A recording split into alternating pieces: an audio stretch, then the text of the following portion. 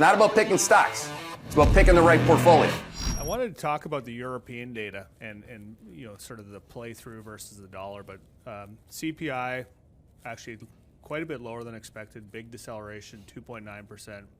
Quad 4. Eurozone GDP decelerated, 0.1% growth, so let's just call that a recession.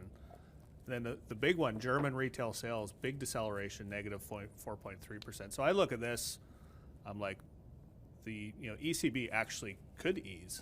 I mean, inflation's still high, but we're at a point where should ease. The U.S.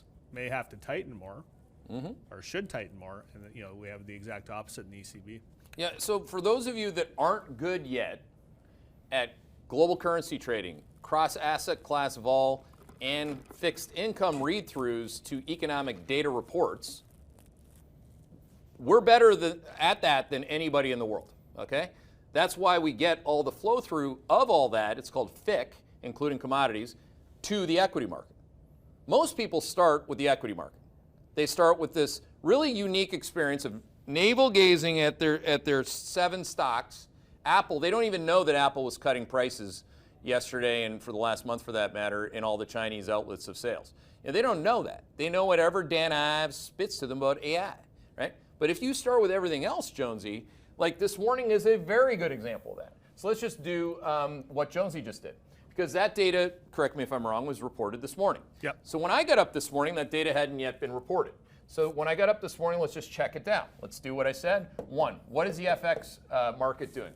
The euro, for example, Euro USD, which is one of the most important quotes that you can have, I'd argue is as important or more important than Spy Monkey for sure. This thing this morning, when I got up this morning, was plus 0.2%. It's right there in my notes. Now what is it? Oh, data got reported. Shit, it's minus 0.1%. In currencies, minus 30 basis points is a big move.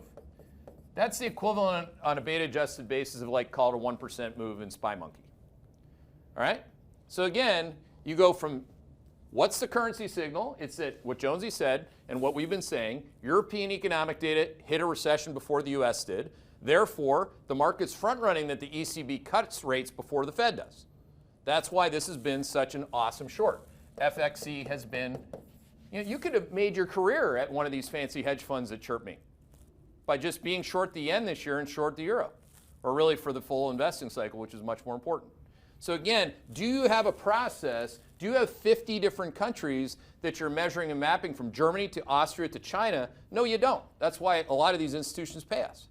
Okay? So this is a very good example, Jonesy, of why we're still long the dollar, and buying the dollar yesterday was a very good move. If you weren't adding to the dollar, first of all, you didn't see me doing it. In Macro Pro, I was doing it. Or you're not doing it the way I coached you to. The dollar was down yesterday. Why weren't you buying some? You sold some when it was up last week. Or I did. It's all there. This isn't me talking bullshit, right? It's not like me, like some hedge fund guy who wants to chirp. And yeah, I'm talking to you. Okay, so here we go. No matter where you go, what is your process? How do you execute on that process?